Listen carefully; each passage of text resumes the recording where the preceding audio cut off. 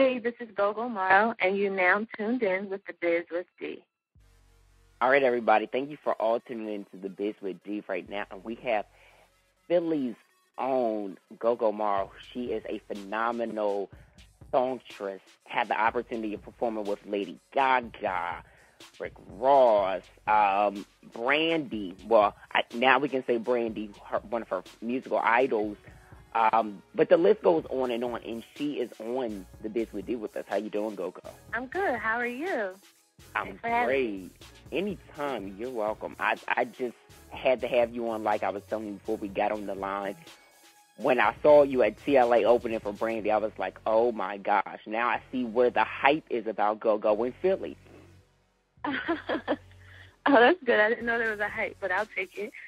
Yeah, there is. And I wish your hype was more so in Delaware, too, because, I mean, you are definitely one of the most talented independent artists that I see female-wise doing something in their city that has a buzz. So I've got to commend you on that. Thank you very much. I appreciate it. So tell us all how you got started doing music. I've been doing music since I was born. I've been singing since before I could talk. My father taught me how to sing.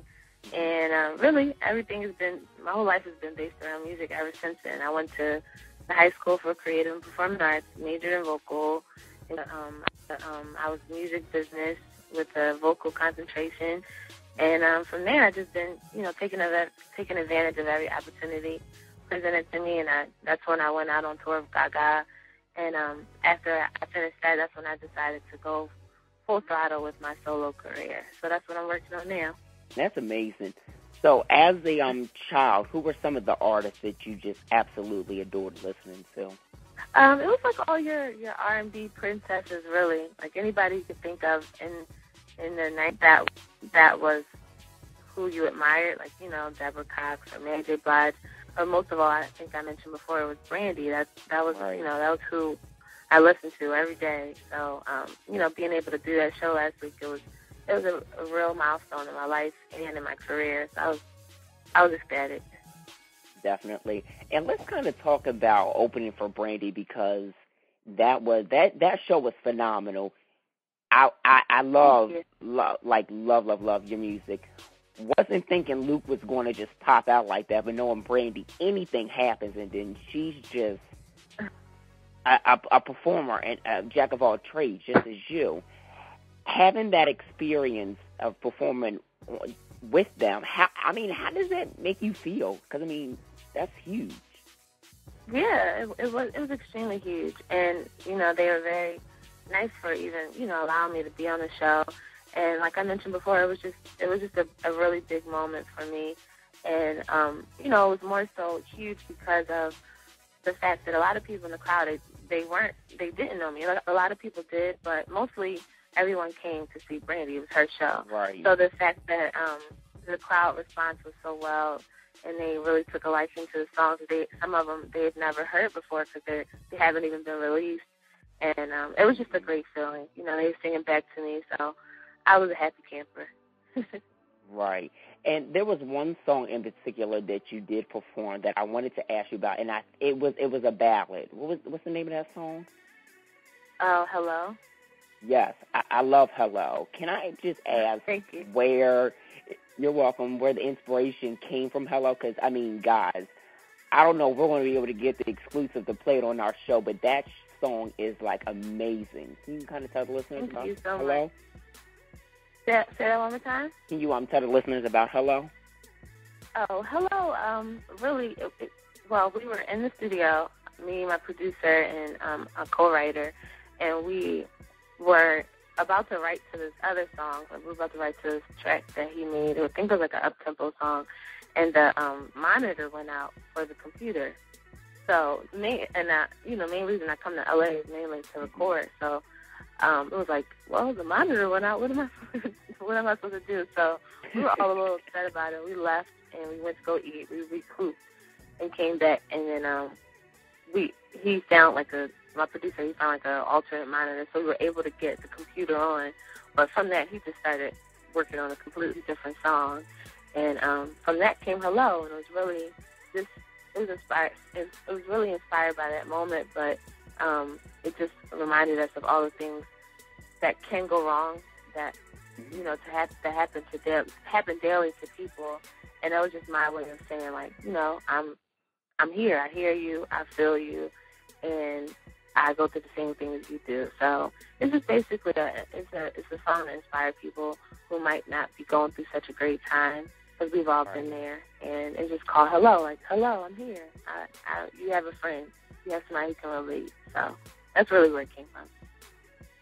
Absolutely beautiful message. And I feel like there are so many people that can just take that song and listen to it and just relate and just be like, you know what, I feel like everything is going to be okay. I just need to feel that, I have somebody that, has experienced many different trials and tribulations. So I've got to commend you on that, because I'm going through a little something, absolutely, and I just, like, sunk myself into that song. I was just like, you know what, I have to forget all about my troubles and leave that at left field, because I'm at this Brandy concert, and Go-Go is giving me life right now, which is an amazing song.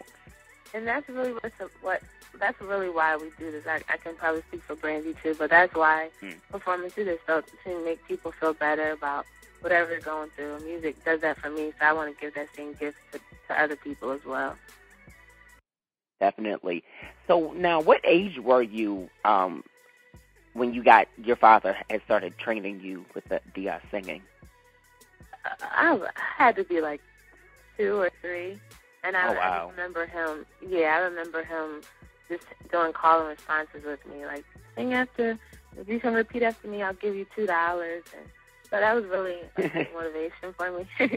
And I mean, the $2 didn't come till I was a little older, and I was able to go to the store and buy Swedish Fish.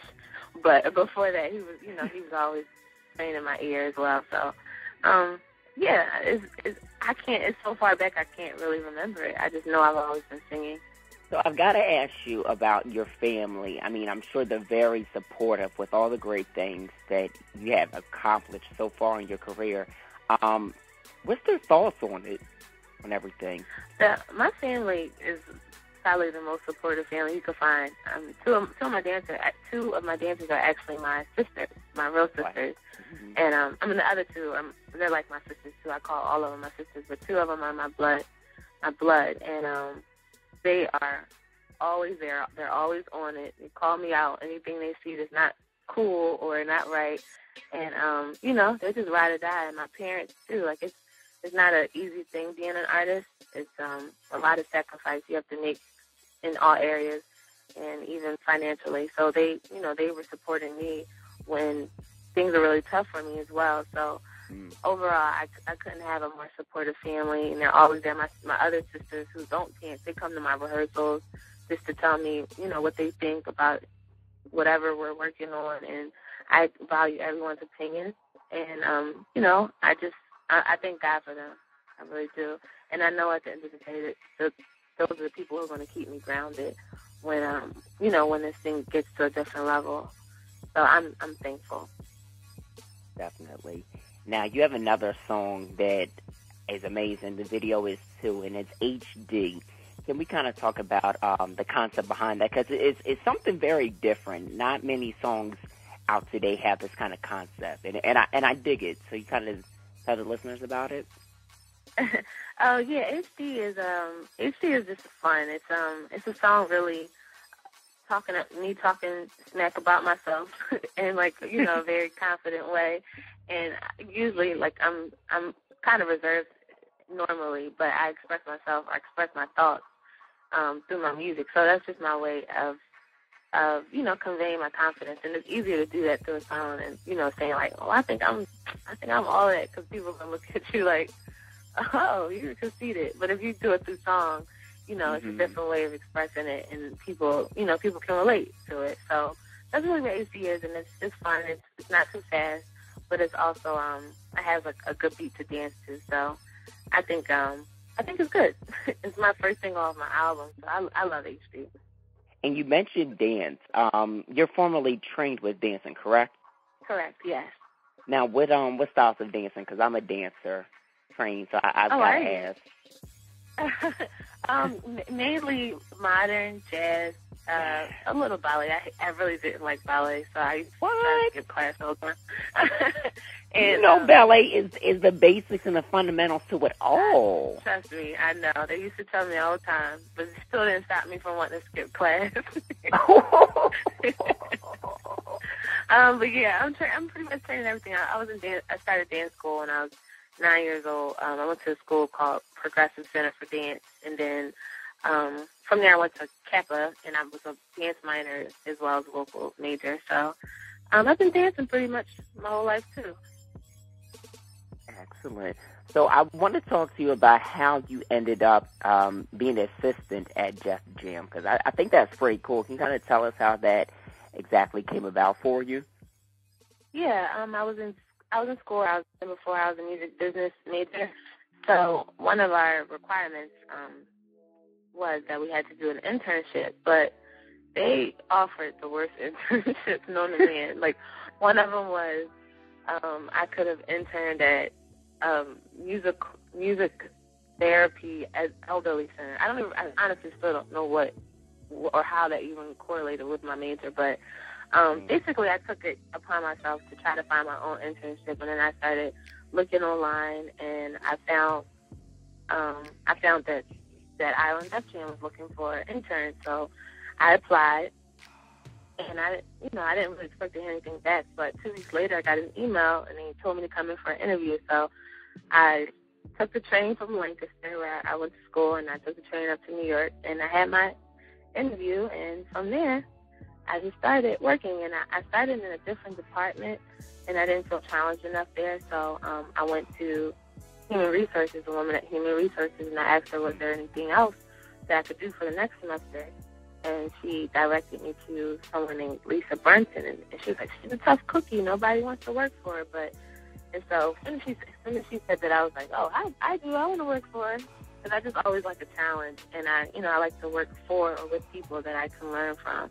So I started my internship that next semester with Lisa Brunson, and she really took a liking to me. She took me under her wing, and I really learned a lot, basically, about being a woman in the music industry. And because it's a tough industry, period. But when you're a woman, it's like times 50. So she just taught me. She taught me a lot about having tough skin, and she's still one of my mentors, and I'm forever grateful for her even taking me under her wing like she did. Absolutely. And you mentioned the fact of being a woman and having tough skin. Now, when you first came out with your music, was there many hardships as a woman you had to face, or more so just so as an artist did you have to face? More so now I deal with the hardships as an artist as a whole, but in the beginning for me, yeah, it was tough being a woman because, there's not a lot of honest people out here, and there's not a lot of honest people in the industry. So a lot of people that I was working with or interested in working with, it was always it's a lot of people in the industry, a lot of women in the industry sleep around to get where they want, but I've never been that type of person. So I always had to encounter those people and then let them know that that's not my agenda. And a lot of times it closed doors for me. So, but that didn't discourage me because I knew that sooner or later I would run into someone who could actually appreciate my talent instead of, what I could offer sexually or as a woman. So, that part is tough, and I don't try to ignore that at all. I tell people when they ask me, no, that's real, because it's a real issue. But I've been blessed enough now that I have a great team behind me. We're like family, and that's not really an issue for me anymore at all. So, and I'm glad I chose my dignity over what I could have gotten out of it, because that wasn't for me at all. And I wanted to also, before I talk about, before you headlined in TLA on April 24th, which is so amazing. Of course, I will be there. Yeah. I've got to ask you about performing with Lady Gaga. Oh my gosh, that's huge. How did that come about, and how was the feeling performing with her? That was an amazing feeling too. The story's funny. I had just graduated school, and I was looking Well, I was working at I just gotten a job at Drexel University, and I was getting ready to start grad school. And but something just told me, like, this is not going to make you happy. I wasn't happy there, basically. I wasn't there long, but I just realized, like, I don't think I want to do this. So I had made a decision, like, I'm going to work here a little longer. I'm going to work here, like, maybe 2 or 3 more months. I'm going to save my money, and then I'm going to move to New York, which was my original plan. But I just couldn't do it right away because the money wasn't there. So I was going to move to New York and then start, auditioning on a consistent basis. So as soon as I made that conscious decision, it had to be no later than like 4 days. 4 days later, I got a call from one of my friends, and they were like, I heard about this audition for Kelly Rowland. She's looking for a background singer. And so I was like, oh, okay. And I didn't really know much about it. I was like, if you find out more about the information, just let me know. So she did, but she called me the day of the audition, or she called me the night before the audition, and she said, it's tomorrow, and da-da-da, but I had to go to work. So I was like, I'm not going to be able to go. I didn't have enough time to call out of work. So I woke up that morning, and something told me, like, you should just go. So I went, and I tried. I don't know how in my mind I thought I could go and make it back to work because I was working in Philly, but the audition was in New York. So I went, but I guess the part trying to be Superwoman that day. Yeah.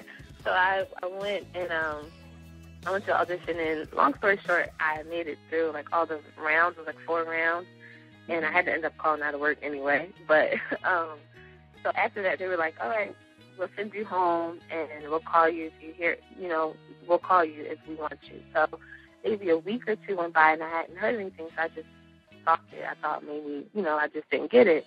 And I went to Miami with my girlfriend, and I was laying on the beach, and I get a call from, like, a strange number.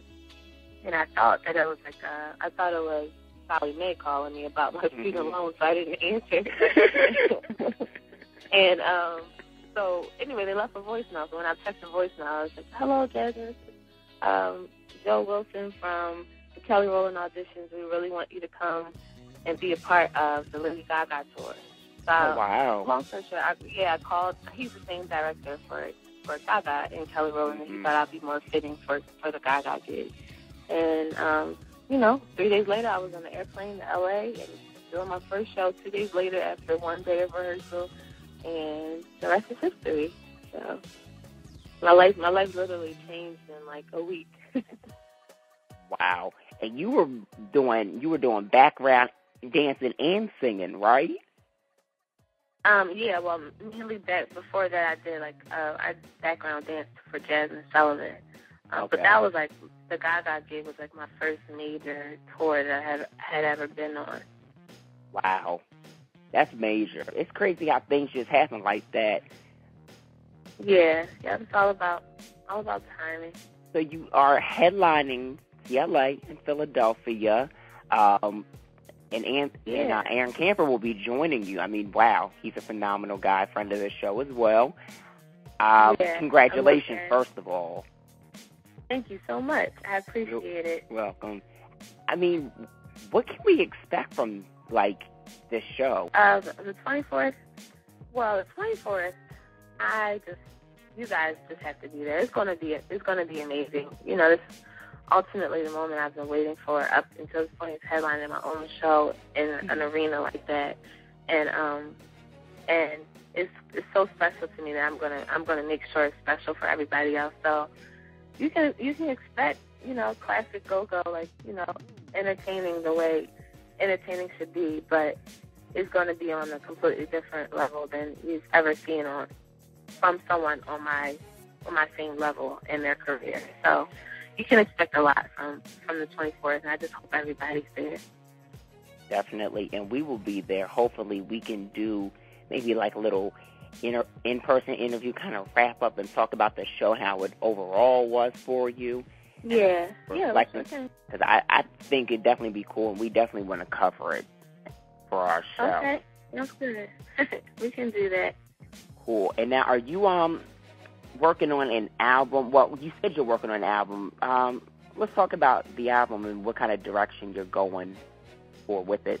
Yeah, I'm actually in LA right now working on some more songs for it. But the album is the direction. I can't really put it into words. It's a song for everybody, every type of person on the album, and they all correlate, but um, they're not all the same. Like there's different types because I can do so many different types of things. So I thought that it was best that we show that, so we don't have like a one level type album. It's so many different elements on the album, and it's just all boils down to just good music, great music. Definitely. And can we expect like any major collaborations, productions on the album? Yeah, we're working on it. There'll be some surprises there. I feel like there's always surprises with you, and I mean, even from noticing on Facebook when you were about to announce TLA, I was like, Go-Go got some surprises for people. I think people just need to really be in tune to what this woman is doing, because, I mean, you are definitely a powerhouse, so. Oh, thank you. I appreciate it. Thank You're you welcome. so much. Yeah, we like the element of mystery, so it's good. Definitely. So when can we expect the album? We don't have a date yet, but it's definitely this year, 2013. So as soon as we lock down exactly which songs, we'll know soon when exactly what time of the year it'll come out. Okay. Any plans for like a mixtape or an EP before then to hold people over? I don't think so. I think we're just gonna make you guys wait till the album. It'll be You're like, we're going straight to that album. Yeah. And I mean that's a good way to go, because some artists are like, let me tease a little bit. Let me give you another EP. Let me give you a mixtape. Be like, nah, I'm gonna give you all the album. Give you that right. good. Yeah, and that works for some artists, and it could possibly work for me too. But this is just the route that we chose to take. So, and I think it'll be good.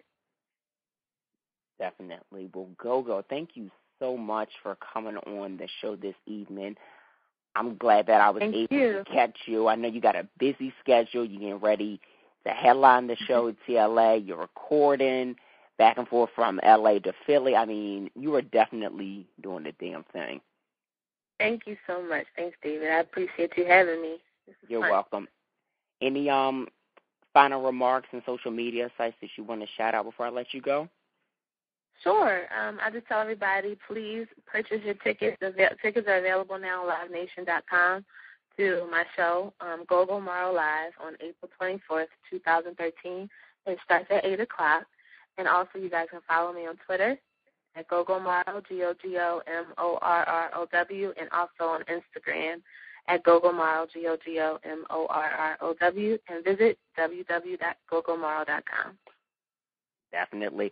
And I forgot to mention, that's 3 days before my birthday. So are you doing like an after party? We don't know yet, but we might. Yeah, we might. Especially since you said it's your birthday. Okay, because we might have to party afterwards. I'm just saying. Yeah, we might have to. Even if I don't have a party, we'll find somewhere to celebrate. Definitely, and I will be definitely celebrating it there with you. So I'm excited. Good. I'm glad. All right, Miss Go-Go. Share your birthday. Absolutely. Well, Go-Go, thank you so much, and I will be seeing and speaking to you again soon. Okay, thank you so much. I had fun. Thank you. Anytime. Have a good one. Bye-bye. You too. Bye-bye. Bye-bye.